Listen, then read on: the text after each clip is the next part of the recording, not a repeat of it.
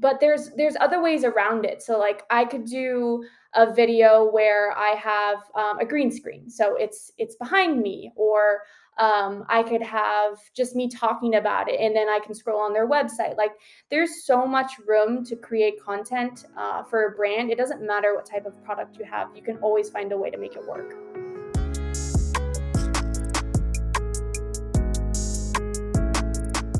Over the years, phone cameras have allowed many people to start creating photos and videos without needing a big camera.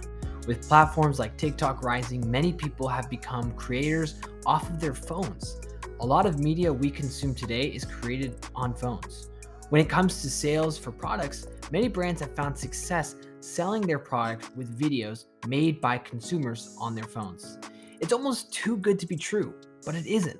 Media creation has become more decentralized and the rise of user-generated content is here. Welcome to How to Market Your D2C Brand, a show where we interview founders and marketers in the D2C space to learn about how they have grown their brands and current best practices in marketing. This show is brought to you by Goodo Studios, a photo and video creation studio that works with consumer brands to make content that converts viewers into customers. I'm your host, Matthew Gutozzi. Today's guest is Sheridan Holland, a UGC creator for many D2C brands. I wanted to start off the interview defining what is user-generated content. UGC is authentic content that's generated by a brand's consumers. So, for example, it could be like a social media post or a review, something like a video or photo, even a podcast, or a number of any other types of content like that. What are some of the most kind of common misconceptions when it comes to UGC? I get lost on this topic all the time. So, I think that the content is low quality is something that I see a lot of. It's actually more relatable when it's low quality piece of content for consumers, because you want your consumers to be able to relate to somebody. So when you see somebody that's talking and it's just like kind of like face to camera, like we're doing right now, it seems more honest and authentic. I've seen a lot that UGC doesn't work for all brands. So I have had people that have had certain products that are maybe like on the larger side, and they're unable to send a product to somebody, or they're unable to like ship it. It's got to be like a delivery. Like for example, I have a client that reached out to me, and they have a bed called Cubby Beds, and it's a bed that's for children with special needs. And we were talking, and I told him that it'd be best for him to ship to my house, and he was like, "No, like this is too big to be shipped and stuff like that." But there's other ways around it. So like I could do a video where I have a green screen, so it's behind me, or I could have just me talking about it, and then I can scroll on their website. Like there's so much room to create content for a brand. It doesn't matter what type of product you have; you can always find a way to make it work. There is a big conversation online right now about whether brands should invest in high production shoots versus getting UGC. I think most people are just on one side or the other versus seeing how a brand can balance these different types of productions. I wanted to know from the perspective of a UGC creator where her work plays into the overall brand.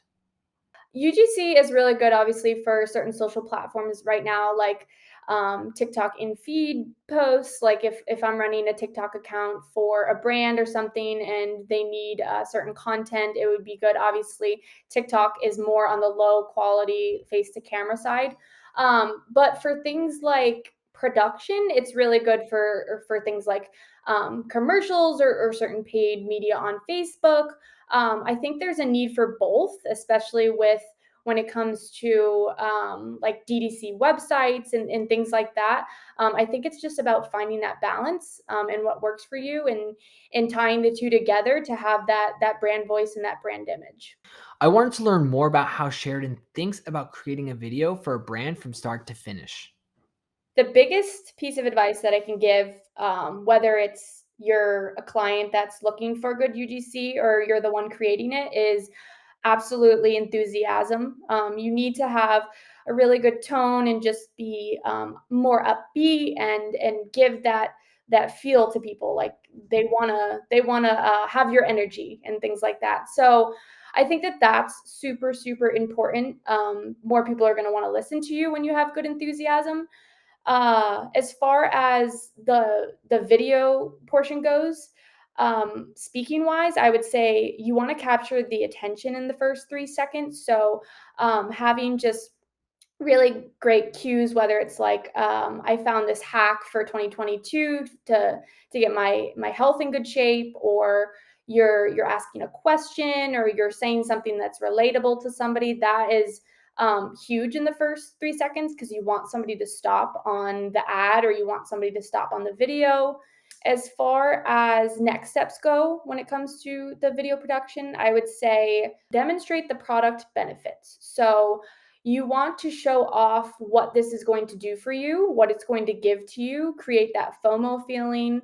You want to just really draw the consumer in and make them want it. After that, I would say you have to give like a genuine testimonial. So you have your benefits and you have things like that, but you want to sell them on it. So you want to let them know what this is going to do for them, what this is going to make them achieve, or the knowledge that they're going to get from it. And then lastly, it's not always a necessity, but when you're working with certain clients that have discounts, or they're trying to sell something on their website, or just anything like that, call to actions are really good. So at the end of your video, if you want to have click the link below for 50% off, or shop our link in our bio, or just any call to actions that you can think of, but there's a variety. When I onboard a client, it's really important I ask a few questions in the beginning, whether it's they have a script that they want to go off of. I prefer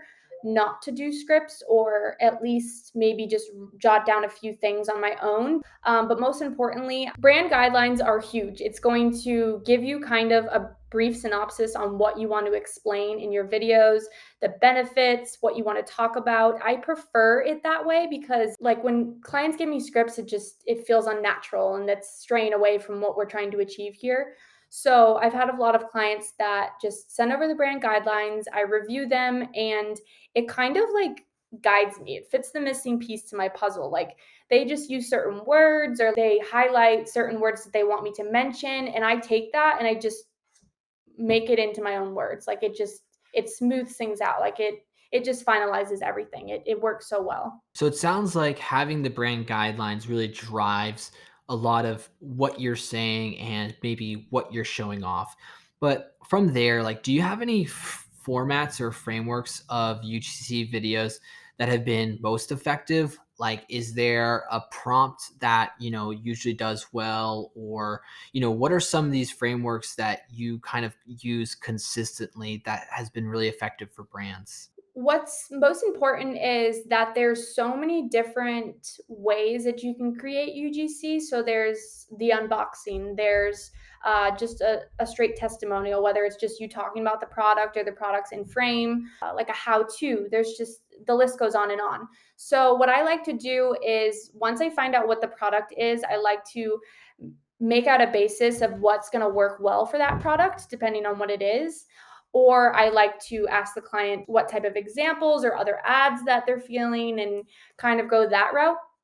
But as far as like filming goes for me and the format that works, from the second that the product arrives, I start filming. I want to capture every single moment from the time that I get the product. So I film from the moment it's in my mailbox, or from the moment that it's at my doorstep. So that way I have ample amount of content to work with. So I can literally pick apart the process and then make it into what's going to show exactly how I'm using the product, or how it worked for me. I want to tell a story.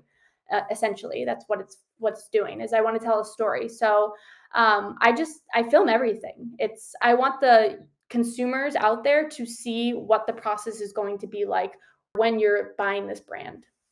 Not all UGC videos are created equally. Just because something is shot on an iPhone versus a high end camera doesn't mean you will sell your product. I wanted to know, what are the biggest mistakes brands are making with their UGC?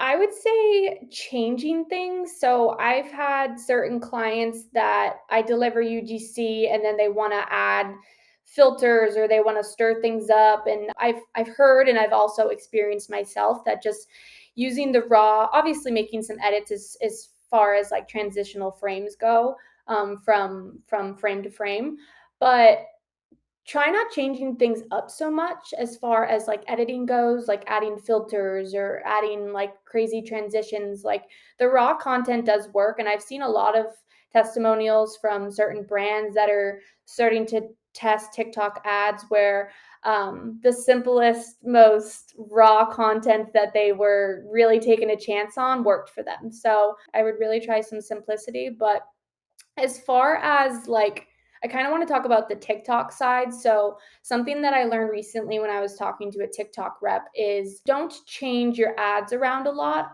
Give it at least a minimum of 2 weeks before you go changing things around. You need to let the water boil. You need to let it flow. I would give it at least 2 weeks. Try to give it a month, but that's just a piece of advice that I can give you after I really took that with me for the TikTok rep. And I've been trying to pass that message along to a lot of my clients. So what are some brands that are you believe are doing a great job of creating some of this user generated content, and why is it working, or why does it stick out to you as a really great video or photo or graphic that's created from somebody else? Athletic greens, I feel like if you asked anybody this question, they would be one of the answers. I have completely just been sold by the product, like, it is on every social platform that I am on, whether it's being talked about, people are receiving it, ads, all that fun stuff. They're great on TikTok, they're great everywhere, and that's what's important is that their brand is sticking out, and the reason that their brand is sticking out is because they have a ton of UGC. They have people talking about it. It's in your face, but not in an aggressive way. Anytime I get hit with the ads, I feel like I just got a video from my friend. And that's what it's supposed to feel like. Is somebody is referring me or suggesting this brand to me, I'm getting targeted with it because I am somebody that would consume it. So they're clearly targeting the right people.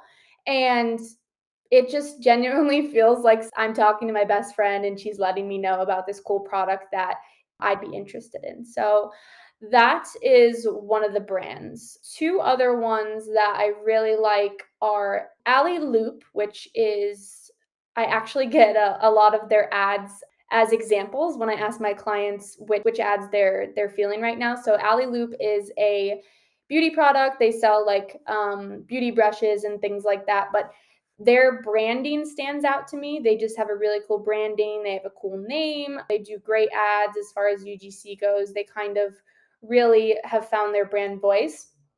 And then lastly, my favorite brand of all is who I actually get to work with is the Wandering Bear. So they are a coffee company and I feel like they jumped into the UGC game fairly early. So I see a lot of their ads all over the place. It's coffee. So it's really, I don't want to say it's easy to promote and put it out there, but it is because it's very natural. It's something that we as consumers do every single day. It's coffee. It's a typical drink in America, at least. I mean, worldwide. I would say the Wandering Bear is completely killing it as well. I believe brands are starting to see the power of organic content and building a presence natively on platforms versus pushing a ton of paid ads. I wanted to see what advice Sheridan has for brands looking to invest in building out content natively for TikTok and Instagram Reels.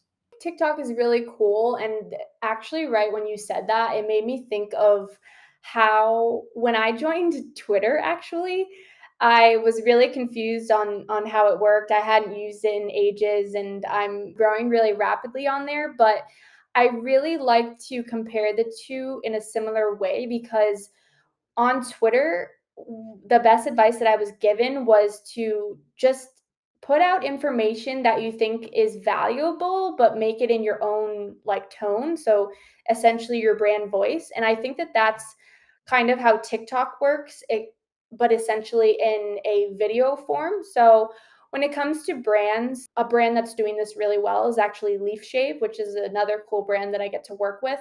They do a lot of examples of how their product works. They have videos of, I believe it's their founder who is in the majority of the videos, but they have that one person that's the image of their brand. He's doing all of the talking. He's really like stood out to me because every time I see him, I associate him with Leaf Shave.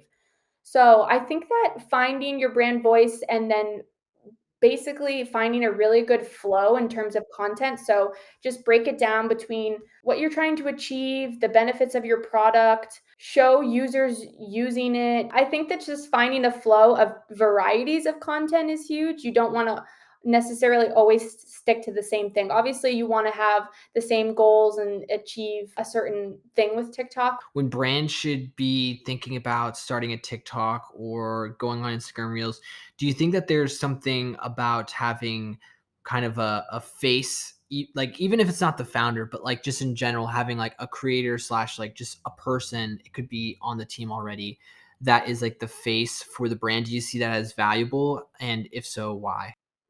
Yeah, absolutely. So, what's interesting about what you said and kind of what ties into this, just me personally, others could feel differently, but another brand that does this really hugely, I would say, on Instagram is Set Active, and they do kind of a behind the scenes of their company. So they let the public see everything. They show you everything, and it's intriguing. Like they give away all their tips. They introduce you to all of their employees. They show you like all of their launches, they take you along places, like they just let you see behind the scenes of the entire brand, and that is intriguing to me. Like I'm nosy, like isn't that what we go on the internet for, is to learn something or to be entertained? So that's really what you're looking for here as a brand. What would you say to brands, like in general, if anybody's listening out there, as to why they should invest in creative versus like just thinking about getting the cheapest creative out there? I would say that it's important to invest in the creative because if you're going to spend the money on ads, you want to have a good creative that's going to work, and you could essentially spend less money and see more of a return if you just focus on the creative. So you're putting all of this money into maybe one creative that you have, but if you test other avenues, then you might see more of a return. You may be having a less spend and higher ROI. What should people be looking for when they are going about hiring UGC? I would say that it's obviously important to look at their portfolio, take a look at their website, see if it's somebody that is producing work that aligns with your brand.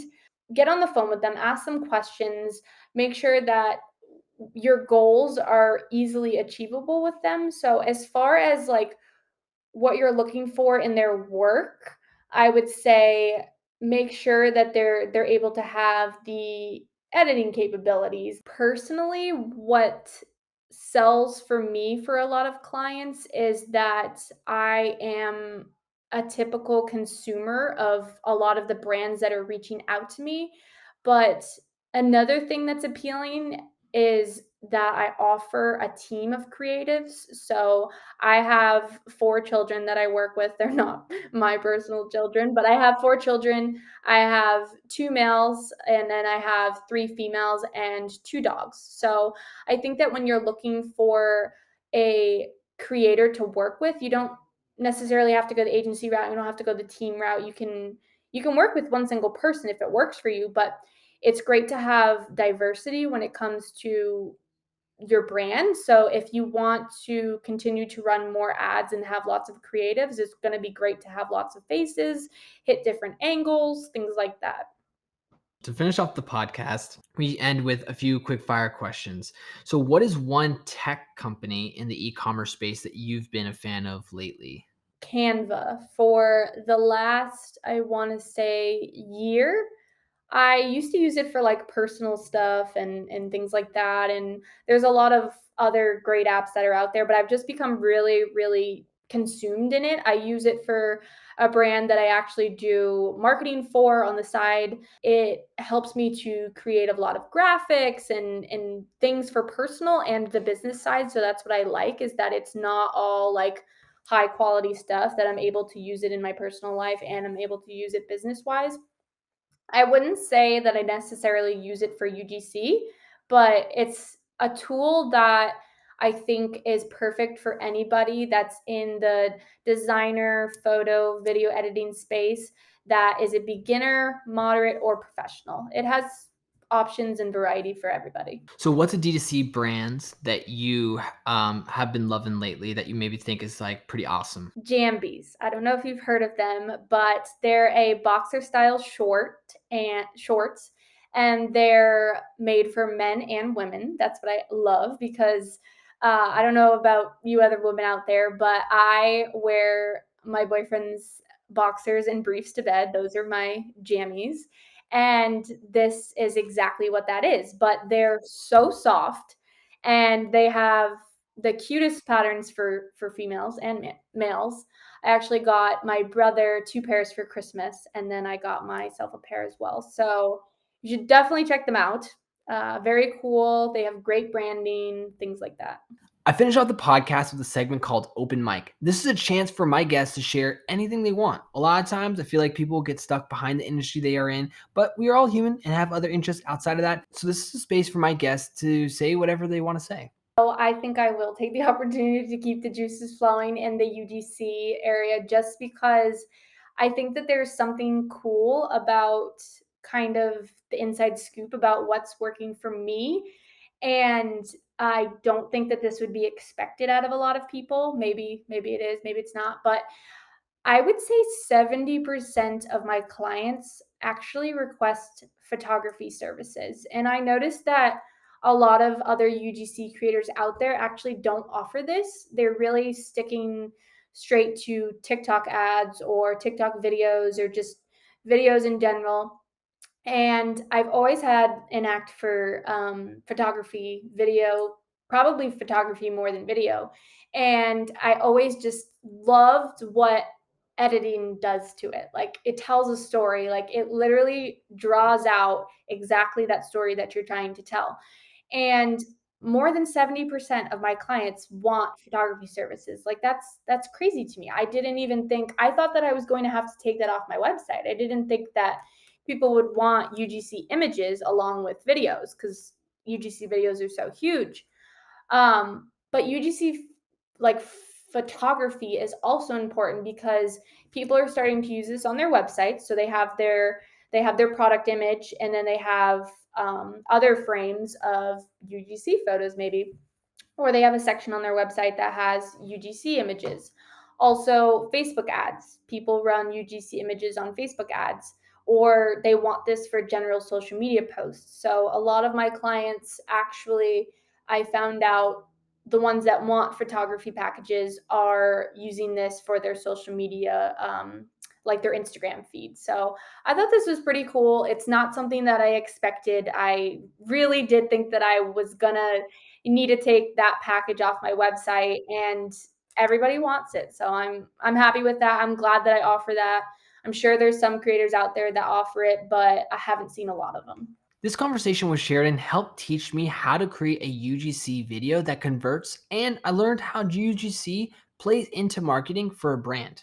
You can follow Sheridan on Twitter at Shev Holland. That's ShevHolland. And we will also put some more information about Sheridan's work linked in the show notes.